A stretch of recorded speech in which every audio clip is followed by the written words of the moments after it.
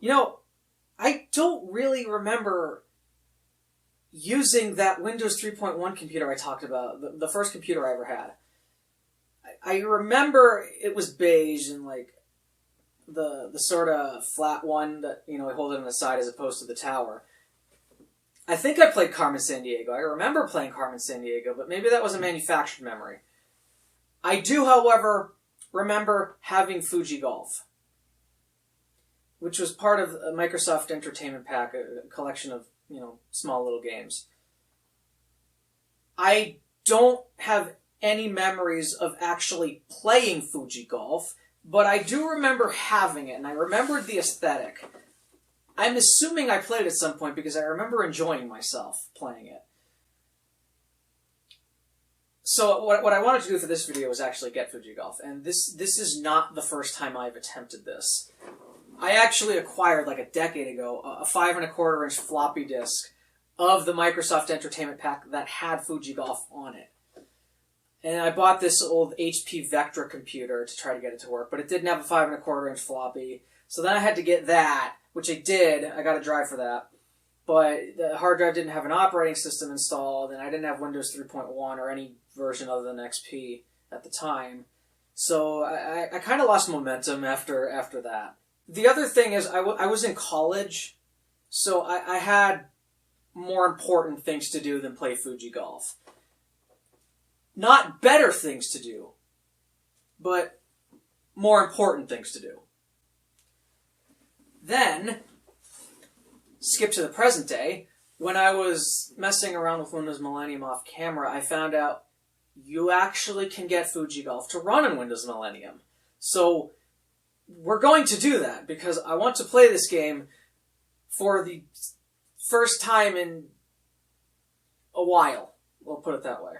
So I was looking online for more information on Fuji Golf, and I stumbled across this blog entry where this dude waxes nostalgic about Fuji Golf, and he seemed to have had the same experience I remember having. And then it hit me. Who exactly are we playing as? Other sports games do try to have a plot, and they introduce a story mode. It doesn't always go so well, though, and I think J Woods 4117 says it perfectly. Cheesy backstories. When you have a bad backstory, I just don't care about the story. And then there are those games that try way too hard to create this zero-to-hero narrative. Take a look at NFL Tour, for instance. Here's a copy of the instruction manual, which explains the plot of this game. Does an average Joe have what it takes to compete against pro football's very best? No! No, he doesn't. Actually, I can see a scenario in which an average Joe would succeed. If the NFL actually forced its teams to play, like, you know, some average Joe in a meaningless summer game, I can see the pro players being more concerned with avoiding injury than actually winning the game. So basically the Pro Bowl. Which brings me back to the simplicity of Fuji Golf. There's no stupid game show. There's no dumb drama. It's just Fuji Golf. But who is Fuji Golf Guy? He's Fuji Golf Guy. He doesn't have a backstory, so let's give him one. I think if we can add context and a storyline of our own, we can have a lot of fun playing Fuji Golf. And I think that's why I really like the simplicity of career modes in some sports games. Specifically, I'm thinking, you know, Road to the Show from the MLB The Show series, Road to Glory from the NCAA series, and the old Superstar mode from Madden games. You create a character, he's entirely your own, and you just progress him through his career, and you can go, you go with him through the ups and downs. And it's a really cool experience. It makes it a lot more personal because it's your guy. It'll be more impactful. You know, even if it's just, okay, you're just pretending that, you know, you're you. This is you if you were a sports star. So, or, you know, you create your own character. So when they succeed, it's great. And when they fail, it's also heartbreaking. It's almost like watching someone you grew up with succeed or fail. And I think that's why when I create my own backstories and sort of role play, it's a lot more effective and it's a lot more engaging, as opposed to the developers trying to write in a storyline. Which brings us to Longshot, Madden NFL 18's attempt at a story mode. All right, here's our Longshot. I guess he's a former high school star who flamed out after a few games in college because his father died. Actually, I take back everything I said. That is a fantastic backstory. The shock and grief that would have hit this character, it's going to take a lot to overcome that. The emotional toll of losing a loved one is brutal. And if you can actually fight through that when all you want to do is give up, I'm really looking forward to playing as this character. The game takes place 3 years later. And the game Deus Ex Machina is some weirdo game show called Longshot to give the game an excuse to give you a coach who teaches you how to play football because apparently you don't know how to do that. So, there you go. Okay, I will be fair. This is not entirely unreasonable. Netflix had a series called Last Chance U, which I haven't seen it, but I think what it's about is it takes college athletes, college football players, who are in JUCO, junior college, trying to get back into D1. And if you have absolutely no idea what I just said, here's a little oversimplification. College football is divided into several different, we'll call them leagues. The top one is Division 1, I guess 1A or FBS, whatever you want to call it. These are the, Alabamas and Clemsons of the world who play for the BCS National Championship. If you're a football player, you might not be able to get into one of those schools that plays in the top tier league. Whether you're just not good enough, you don't have enough recognition, or maybe your grades aren't good enough. Or maybe you were at a school and you're like, well, I'm not getting any playing time. I'd rather go somewhere where I can get some playing time, even if it's a lower league. One of these other leagues is, we call it JUCO, junior college. And they have their own football leagues. And a lot of players will actually intentionally demote themselves to junior college, play for a year, and then get recruited into a top-level school again. Netflix had a series called Last Chance U that followed people who are in JUCO and either trying to get into or trying to get back into Division I football. So, I can buy the concept of some weirdo game show. But then I started watching the Longshot playthrough, and it discusses the death of your character's father and the ramifications it had through flashbacks, which made me just want to play a version of the story that was nothing but the flashbacks, because that was far more interesting than a cheap game show. You're a standout high school star, but then when you get to college, you're not that great, and your father just died suddenly. So, of course he's not going to be that good. He just suffered the death of a beloved father, and they had a good relationship that was briefly established in the beginning of Longshot. So, that's really impactful. The problem is, Longshot takes place after your character has gone through that. The death of his father is not a plot point anymore. He already fought his demons. He already went through the grief. He's already grown as a person. We don't get to see the transformation. We are merely informed that the transformation did occur. Which kind of sucks. The story, I think, would have been much better if it took place in his freshman year. You play a game and all of a sudden your father dies. Or at the very latest, during the start of his sophomore season. Because you can put in through some backstory, or cutscenes, flashbacks, whatever, that okay, he flamed out and he got kicked off the team, or maybe he resigned, or he's like the fourth stringer now because he just doesn't have the motivation to succeed. Then, time jump to the next season. It's not that long of a time jump. Grief doesn't go away in like a week. I would say it takes at least a couple of years before you're at 90%. So we could have like some assistant coach like, you know what? I think I can get you back to fighting fit. And maybe the assistant coach has an ulterior motive. It's like, Luke, dude, this head coach sucks. If I can get this quarterback, back to the all-star we know he can be, I can take the head coach's job. So you have a villain there. You also have a powerful narrative because he's working through his grief. That's a tough thing to do. And I think that would be a far more interesting story than, yep, this tragedy happened, you got over it off camera, so welcome to a new day. We might as well not even have had your father dying, because it doesn't really matter. Then there's the fact that if you want the, quote, perfect ending, you have to use the Force to control your passes, and be a dick to your childhood friend who has done absolutely nothing other than support you to his fullest. Also, you have to post a video of him taking a piss. Also, the main villain is the executive producer something.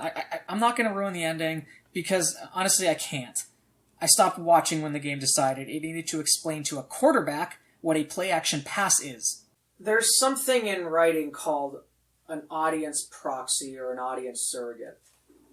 This is a character who is a foreigner, or he FO'd for 5 years and now he's back, or he has amnesia or lost his memory. The benefit of having this character is you can have things explained to this character that the audience needs explained. For instance, play-action passes. If you're playing a football video game, you need to know what a play-action pass is. But you might not know what it is. It's basically when the quarterback hikes the ball and he goes to his running back to hand him the ball. The defense, seeing that this is a running play, will hopefully realize, hey, we don't need to cover our receivers anymore because it's a running play. So they all just bum rush the running back. Meanwhile, the quarterback did not actually give the ball to the running back. He just faked it. So then he takes the ball back, drops back, and now his wide receivers are wide open because the defense fell for this trick. That's a play-action pass. Our protagonist is an audience proxy. He quit football to join the military, and after a few years he's back. He's a quarterback who's never called plays before. Something that's not unheard of, but that is a pretty big problem if you actually want a quarterback in the NFL. For our purposes, this will allow the game to explain how play calling works. Because if you're playing this game, that's information you kind of want to know. Our protagonist is a quarterback. Part of his job is to fake hand off the ball to the running back to fool the defense. He should know what a play-action pass is. And the fact that this needs to be explained to him makes him look like an idiot. It's like you make a show about lawyers, and one of the lawyers is like, hey, what's the Supreme Court?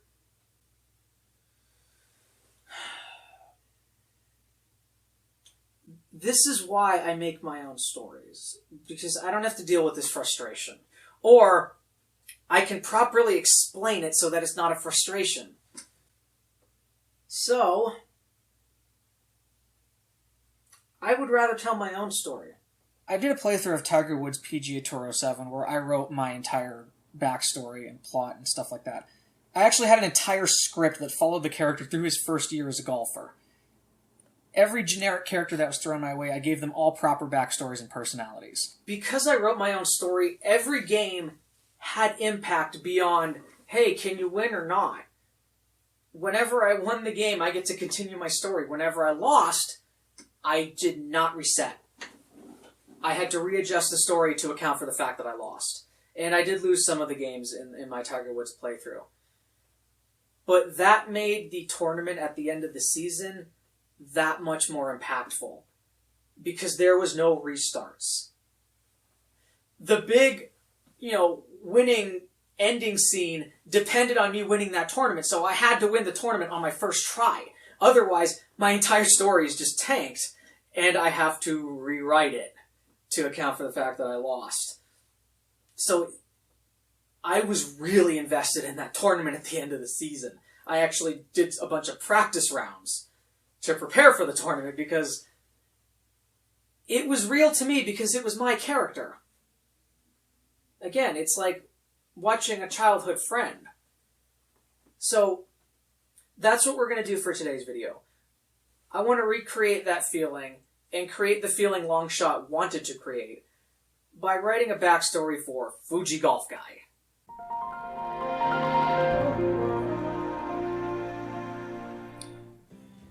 Alright, I didn't realize this, but there is this weirdo toolbar over here. How do I just not have it start? Because I don't want it. Exit. No, I don't want it to start automatically. Okay, so there's that. We are going to do something extremely fun. We're going to play a wonderful game called Who is Fuji Golf Guy and What Does He Do? And to help me, I have prepared this helpful list of questions that I want answered. Alright, so the most obvious question, who is this guy? What is his job? And he goes to Japan. I'm assuming it's the Fuji golf course in Japan, because there is a golf course near Mount Fuji. So why is he in Japan? He's at least competent at golf. If he's going to play a full round. Especially if he's going to go to Mount Fuji to play a round of golf. But the other thing is, why is he competent at golf, but why is he not a professional? Because at the beginning of every sports story, he's got to be a scrub. Now, the game, it is stroke play by yourself. I should probably rephrase that. Now, the game, it's a single-player round of golf using stroke rules. That's much better. What is at stake? Is this a fun game? Is he in a tournament? Is he trying to prove himself? What should we call him? We'll call him Max Strobe. There we go. That's an awful name. For the backstory I'm thinking of, let's say he is a computer programmer. Okay. And his backstory is he's a bit of a loner because he has social anxiety. Okay? So this means he doesn't really work well around with people. That basically excludes him from all team sports because it's just the thought of playing with other people is not fun to him. But that's why he gravitated toward computer programming, because computers are creatures of logic, allegedly. But more importantly, computers don't call him a freak. They don't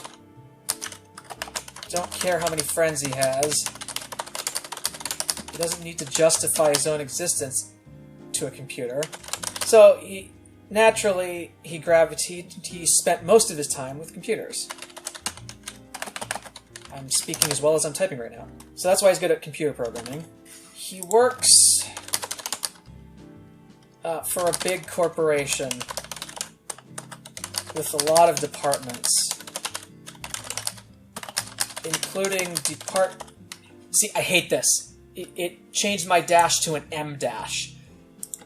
M dashes are used for, setting ranges like 7 to 12 boxes of willies. That should be an N dash. What this is an M dash, and it's sort of serving the same purpose as a comma or putting it in parentheses. I really like using M dashes. It sort of blocks off part of the sentence that technically isn't necessary, but that you want to emphasize. And I feel M dashes emphasize these little intermediate clauses more effectively than parentheses or commas would. Filled with I can't spell at all. Filled with a bunch of jerk-offs in suits. The suits, actually, we'll call them the suits. So now, by adding this, every time I use suits in capitals, it is referring specifically to a bunch of jerk-offs in suits who work in the corporate department. So if I were to say the suits lowercase, I'm referring to the actual clothing. They check in all departments. Everybody hates the suits because they serve no other purpose than to judge people. And the suits don't actually know how the other departments work. So imagine some jerk in a suit comes by and says you're doing a terrible job. He doesn't understand your job. He doesn't really know what your job is, but he does know that you suck at it. Max gets along great with the suits. Because Max abhors. Whenever he is asked a question, he tries to give the most concise, quick, simple answer possible. He does this to make the conversation end faster. The suits, however, love this about Max. They appreciate that Max does not waste their time with long-winded glory rants. Rather, Max simply gives them the answers they want as efficiently as possible. So the suits have taken a liking to Max. In fact, the suits started inviting Max to play golf with them. Now, normally, Max would despise the thought of playing sports with others, but he was intrigued by the concept of golf. All he knows is what he sees on television and in video games. What those show him is that golf is a single-player sport. The only interaction he will have to have with other people is with a caddy. And now I know that sentence is clunky AF, but we'll fix that later. Plus, if Max were to carry his own bags around, then he would not need a caddy at all. But even if he were forced to use a caddy, he could choose his caddy and make sure it's someone he knows and gets along with. The best part is that the audience is cordoned off by ropes, and the audience knows to keep quiet. So there isn't much in the way of heckling. At least, God damn it. As far as Max could tell. Yeah, see, so it's trying to tell me that this is clunky and here's a better way to fix it, which, yeah. The best part is that ropes cordon off the audience. That is a better way to phrase it, and we're just gonna leave it awkward. Again, this is just a first draft. The suits took golf very seriously. That meant they all stayed quiet while they were playing because they were too busy concentrating and showing each other respect.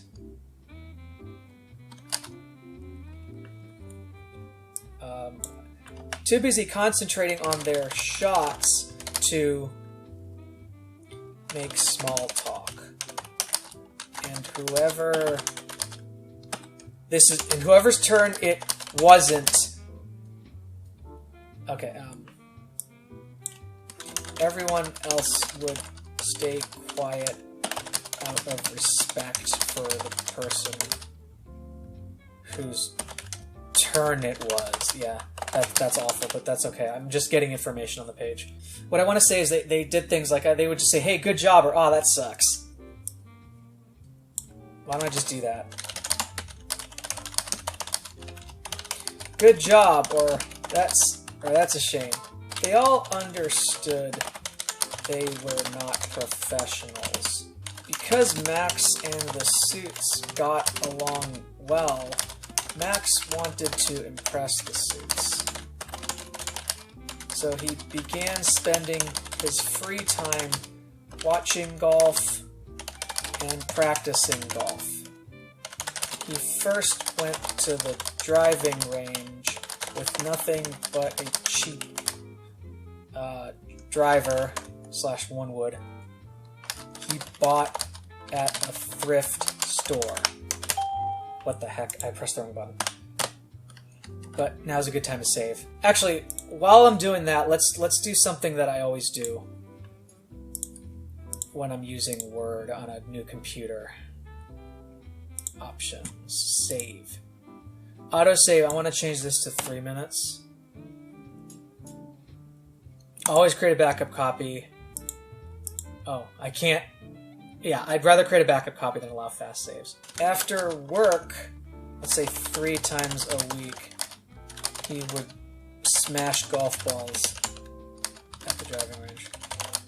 That's a bit repetitive, but whatever. So this sort of implies that he doesn't have golf clubs, so they let Max use their clubs during these games. Then he invested in a full set of clubs and would head to the driving range every day after work. He would hit, let's say, 10 balls with each of his woods, irons, and wedges. He's obviously not going to use a putter. On the weekends, he would play mini golf. It's called mini golf in the US. Some other places might call it crazy golf, but it's basically putting only. What do you have to say? You're clicking where text does not exist. Type several spaces or tabs to type text there. Oh! See? I have no idea why Clippy, I found him so annoying. He's actually pretty cool right now.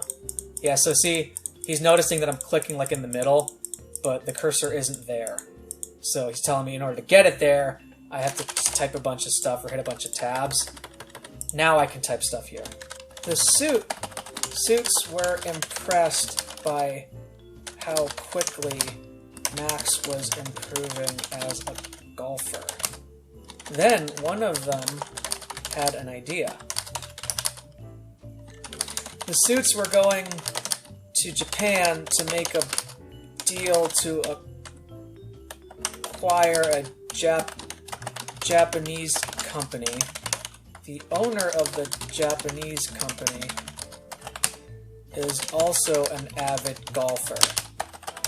The Suits figured they would tell the owner about Max and how easy it was to work with him because of his ability to give concise, easy to understand answers to complex questions. Of course, Max was also a pretty decent golfer. If they could paint their company as a place where golf is respected and valued, that would impress the owner and make it easier to negotiate a better deal. He's not a professional golfer because he has a day job. Why is he in Japan? That explains that. The idea was for Max to play a single 18-hole round of golf at the owner's favorite golf course near Mount Fuji. And again, I'm assuming this Fuji Golf place, that's what it's supposed to be. If Max could shoot a decent round, then that would impress the owner. Not to mention, the owner had multiple companies and was a big deal in the Japanese corporate world.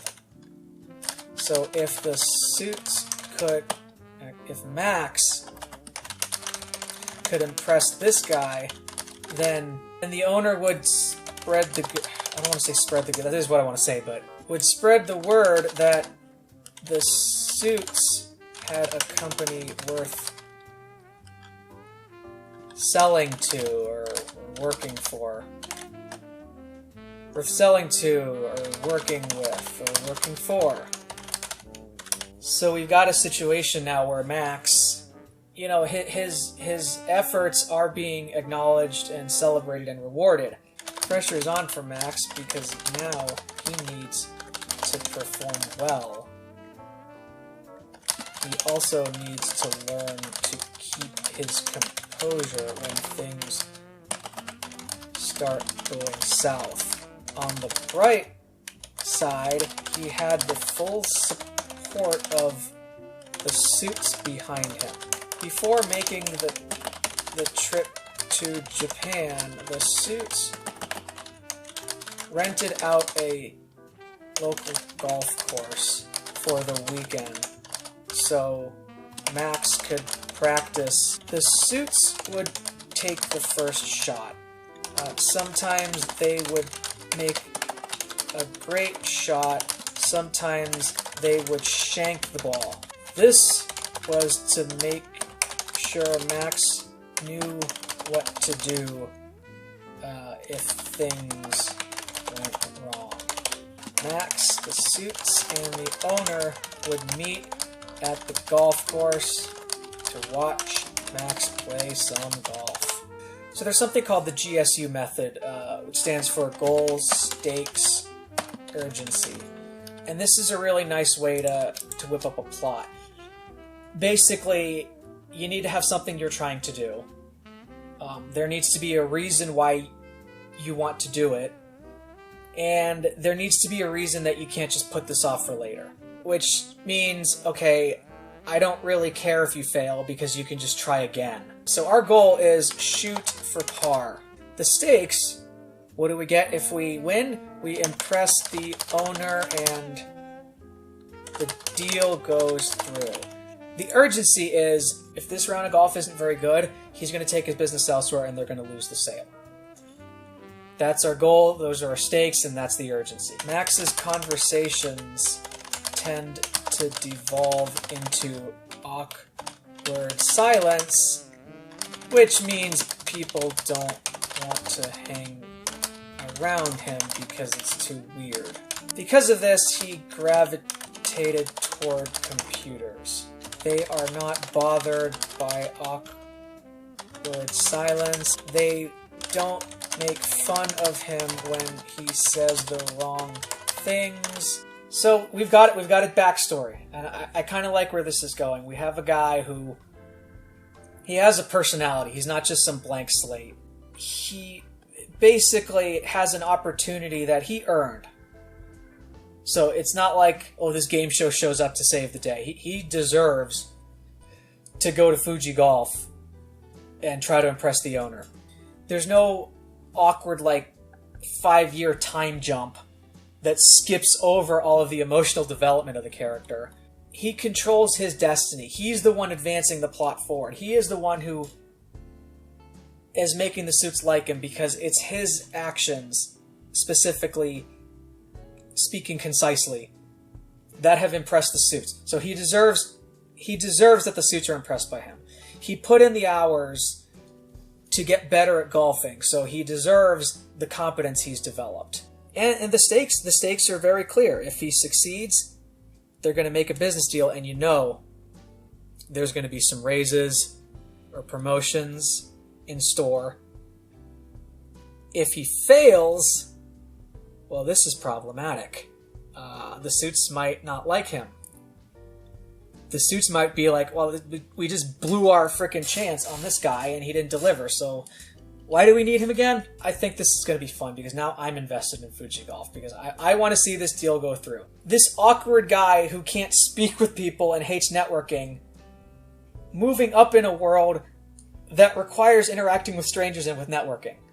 So there's also that angle to it, which I really like. I can definitely appreciate the struggles of trying to survive in a networking world when you're not good at networking, and the thought of it is just repulsing. And we're going to give him a better name. No, you know, Max Welter. Max Welter. That's his name. 3 of them in particular, we'll call them the suits, are tasked with checking in all departments to make sure everything is running smoothly. The rank and file...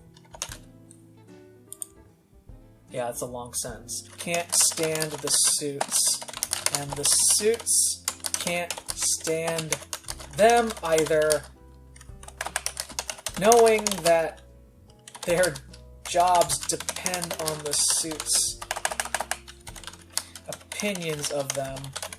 Many employees give long-winded explanations to try to impress the suits, or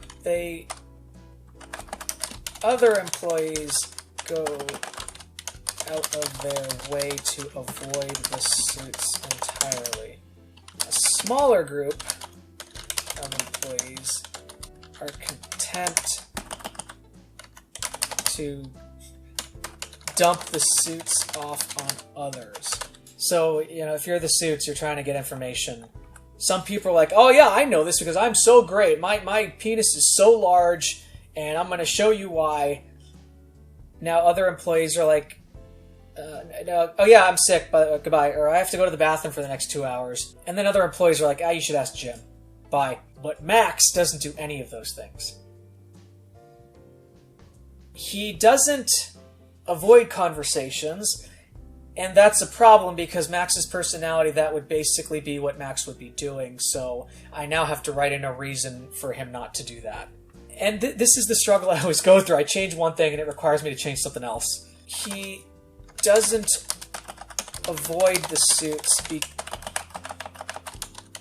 because he does not take part in the water cooler conversations, so he is never aware of when the suits will show up. He also does not have the confidence to pawn the suits off on someone else. So, I say the word "so" a lot, so I'm gonna have to fix that. This leaves Max with one option pulled. Whenever he is asked a question, he tries to give the most concise, quick, and simple answer possible. He does this to make the conversation end faster. Suits, however, love this about Max. We're going to actually reform this, because right now it's just a Wikipedia article of this story. We need to turn this into an actual story with dialogue and events and, you know, stuff like that. That's it for right now. I think we made some good progress. What in the world? Oh, do it again.